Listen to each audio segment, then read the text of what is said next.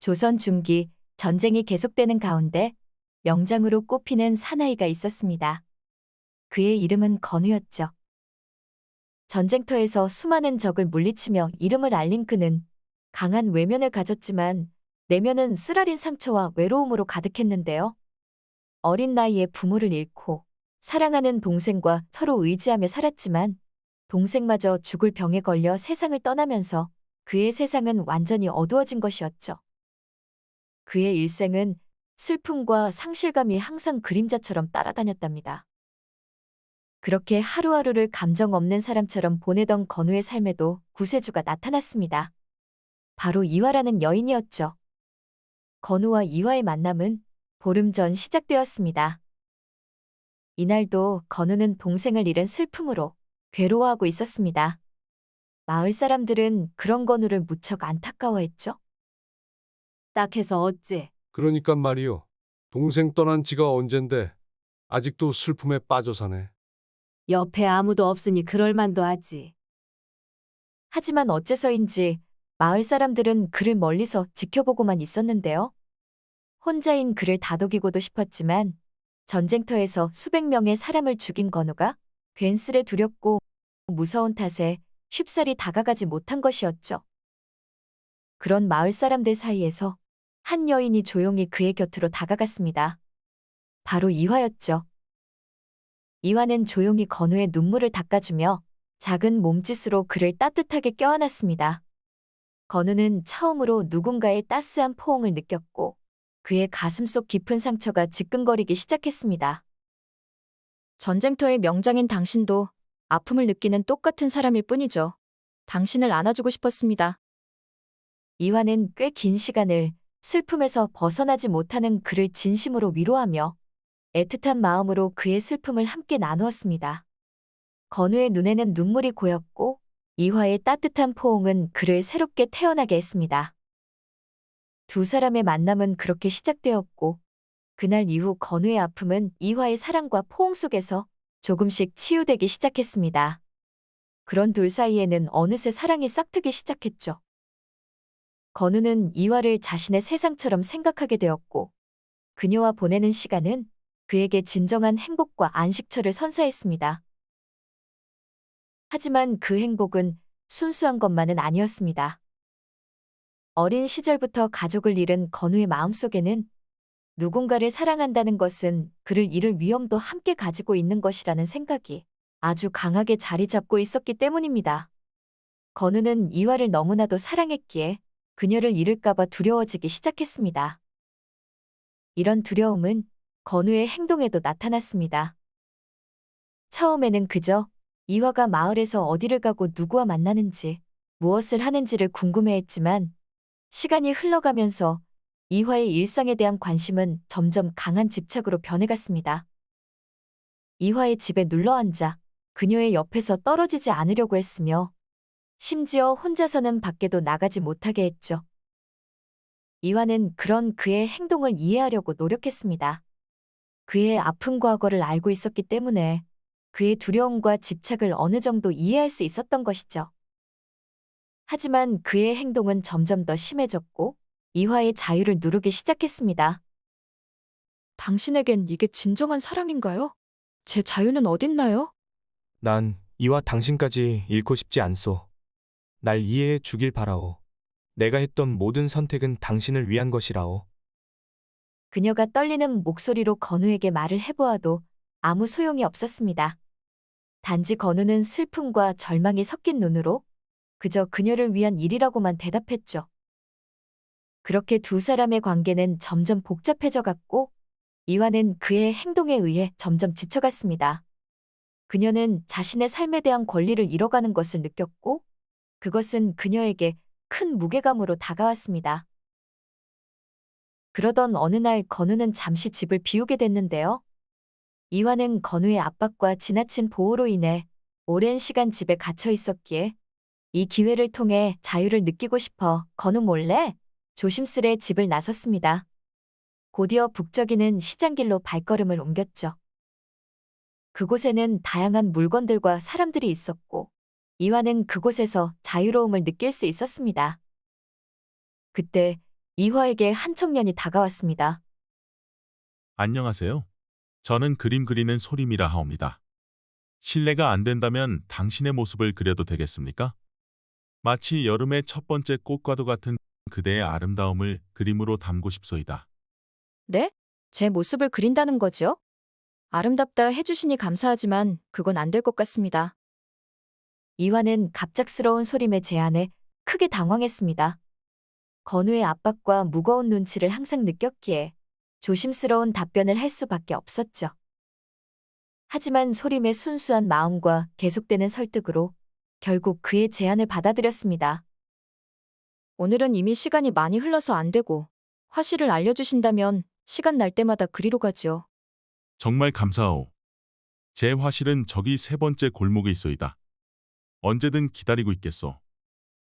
그날 이후 그들은 소림의 화실에서 비밀스럽게 만나기 시작했습니다.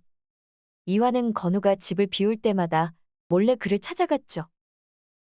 두 사람은 그림을 그리는 시간 동안 깊은 대화를 나누었고, 이화는 강압적인 건우와는 정반대인 소림의 부드러운 성격과 예술에 대한 열정, 그리고 그녀를 보는 따뜻한 눈빛에 마음이 떨리기 시작했습니다. 소림 역시 이화의 선량한 마음과 순수한 아름다움에 흥미를 느꼈죠. 그렇게 한 달이 흘러 드디어 소림의 그림이 완성되었습니다. 이화는 그림 앞에 서서 그림 속 자신의 모습을 눈으로 훑었고 마치 새처럼 자유롭게 하늘을 날아다니는 듯한 느낌을 받았습니다. 이리 아름답다니 너무 어여쁘게 그려주신 거 아니에요? 제가 이렇게 자유로워 보이는 것은 또 처음이네요. 하하, 살아 움직이는 당신이 훨씬 더 아름답소. 그럼 이제 그림이 완성됐으니 더 이상 여기 올 일은 없겠죠? 이화는 서글픈 눈으로 소림을 바라보았고 소림은 자신을 바라보는 이화에게 가까이 다가갔습니다. 그림은 완성되었지만 우리 사이에 아직 완성되지 않은 것들이 있지 않소? 서로를 바라보는 둘의 눈빛은 점점 뜨거워졌습니다. 그들은 서로를 향한 야릇한 감정을 이미 느끼고 있었죠. 둘 사이의 거리가 점점 가까워졌고 소림은 천천히 이화에게 입을 맞추었습니다. 둘은 부드럽게 입을 맞추며 서로를 쓰다듬기 시작했죠. 그런데 그때 화실의 문이 벌컥 열렸고 건우가 갑자기 들이닥쳤습니다.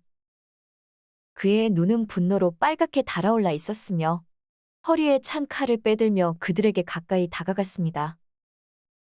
이러느라 내가 집을 나설 때마다 집 밖으로 나간 거였어? 건우의 목소리는 차가운 바람처럼 화실 안을 가득 채웠습니다. 그게... 이화는 건우의 모습에 큰 공포를 느꼈고 변명조차 하지 못했습니다.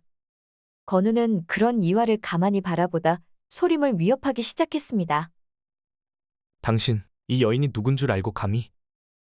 건우는 소림에게 칼을 휘두르려 했고 이화는 소림을 지키기 위해 그 사이에 뛰어들었습니다. 고함을 지르며 차가운 눈빛으로 건우를 노려봤죠. 당장 그만해요. 금방이라도 소림을 뵐 것만 같았던 건우는 이화를 보며 순간 허탈해졌습니다. 이화의 눈에는 자신을 향한 사랑이 전혀 느껴지지 않았으며 두려움만 가득 차 있던 것이었죠. 건우는 그런 이화의 눈빛에 온몸이 굳어버렸습니다. 이화, 당신은 더 이상 나를 아끼지 않는군요. 단지 내가 불쌍해서 떠나지 않은 거였어. 이화의 감정을 알아차린 건우는 그동안 자신이 이화에게 했던 행동들이 사랑이 아닌 집착이었다는 사실을 깨닫게 됐습니다. 그래요. 당신은 나를 가두려고만 하고 진정으로 나를 알아보려 하지 않았어요. 사랑이 아닌 집착이었죠. 건우는 이게 다 자신이 자초한 일이라는 생각 때문에 다리에 힘이 빠져 풀썩 주저앉았습니다. 그의 얼굴에는 자책과 후회가 가득했으며 상실감과 회의감 등의 복잡한 심경으로 눈물이 터져 나왔습니다. 미안하오. 건우의 사과에도 이화는 답하지 않았습니다. 그저 건우를 바라보며 눈물을 흘릴 뿐이었죠. 건우는 슬픈 눈으로 이화를 바라보다 천천히 화실을 떠났습니다.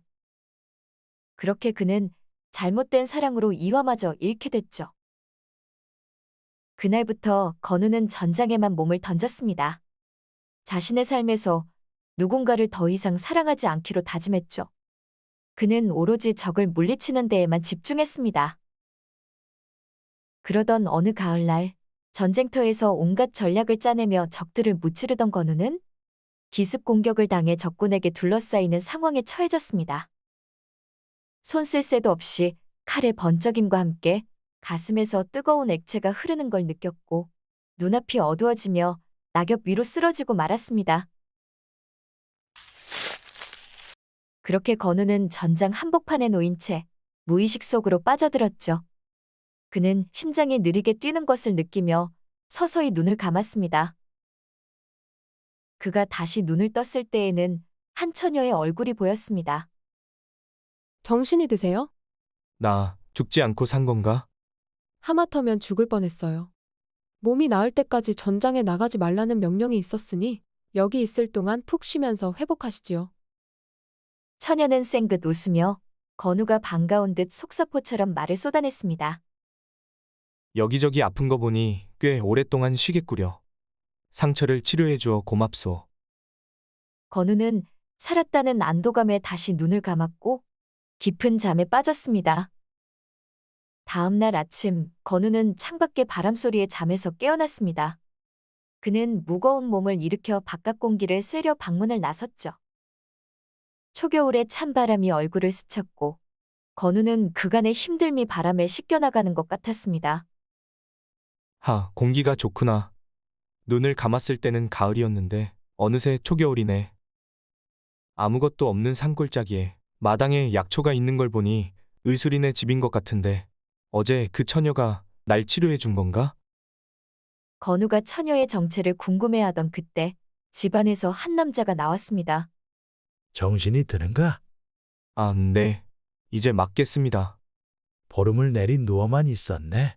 깨어나 다행이구려. 어제 내 딸 정인이를 마주쳤다는데 내가 산 밑으로 나가 있을 때에는 그 아이가 자네를 봐줄 걸세. 난 대부분 산 밑에 있어 정인이와 둘이 있을 시간이 많을 테니 잘 치료받게. 네, 감사합니다. 그럼 밥이나 먹자고. 잘 먹어야 빨리 나으니 안 먹을 생각 말게. 네, 들어가시지요. 그날 이후 건우는 산골짜기에서 들려오는 바람과 새소리 속에서 매일 아침을 시작했습니다. 정인이는 매일 아침에 약초를 캐러 가며 건우에게 따뜻한 미소를 선사했고 그녀의 미소는 건우의 아픈 상처뿐만 아니라 그의 마음마저도 따뜻하게 만들었습니다. 정인이의 웃음소리가 그에게는 묘한 위로가 되었던 것이죠. 그녀의 밝은 에너지는 마치 봄의 첫날같이 모든 것을 깨우는 힘이 있었고 건우는 그 웃음에 점점 마음의 끌림을 느꼈습니다. 그러나 그의 마음속에는 아직도 이화와의 아픈 기억이 남아있었고 그 기억 때문에 건우는 자신의 마음을 완전히 열지 못했죠. 그러던 어느 날 검은 구름이 하늘을 덮기 시작했습니다. 이윽고 폭우가 내리는 소리가 빠른 속도로 다가오자 건우는 불안해졌습니다. 약초를 캐러 간 정인이가 아직 돌아오지 않았기 때문이죠. 걱정스러운 마음에 건우는 집 앞으로 나와 소리쳤습니다. 정인아! 하지만 그녀의 모습은 보이지 않았고 그때부터 집 근처의 작은 개울물은 거세게 흘러가기 시작했습니다. 안 되겠다. 아무래도 찾아 나서야겠어. 건우는 정인이를 찾아 나서기 위해 빗소리와 바람소리 사이에 귀를 기울였습니다. 하지만 그녀의 목소리는 전혀 들리지 않았고 비는 더욱 거세졌죠.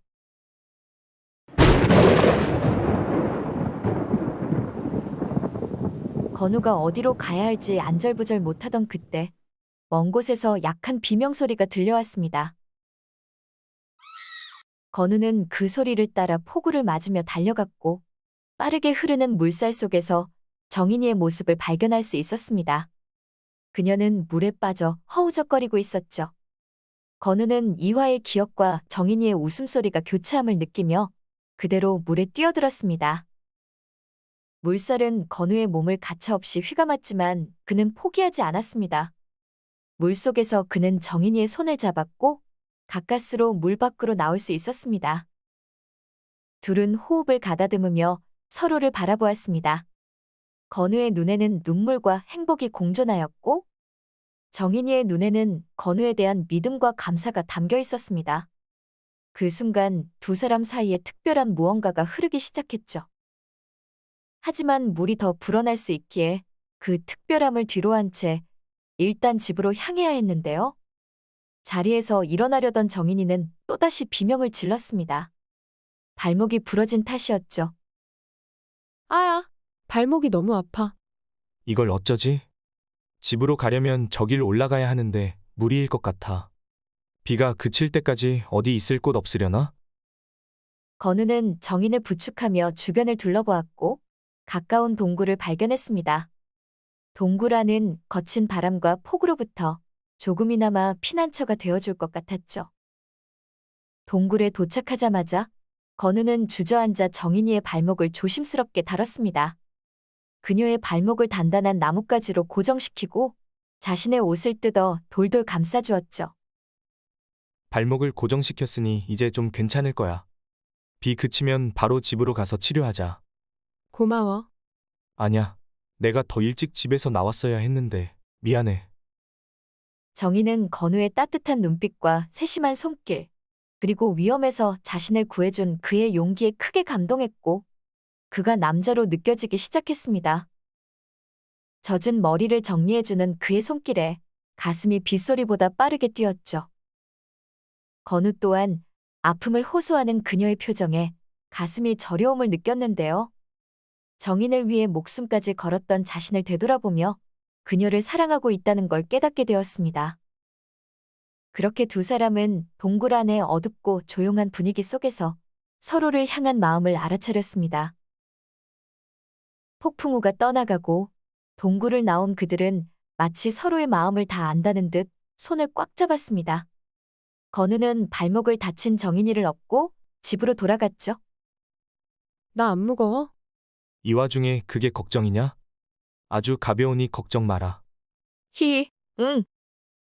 그날 이후 그들의 사랑은 더욱 깊어졌고 건우의 마음은 이화에 대한 미련에서 벗어나 정인이를 향한 순수한 사랑으로 가득 차게 되었습니다.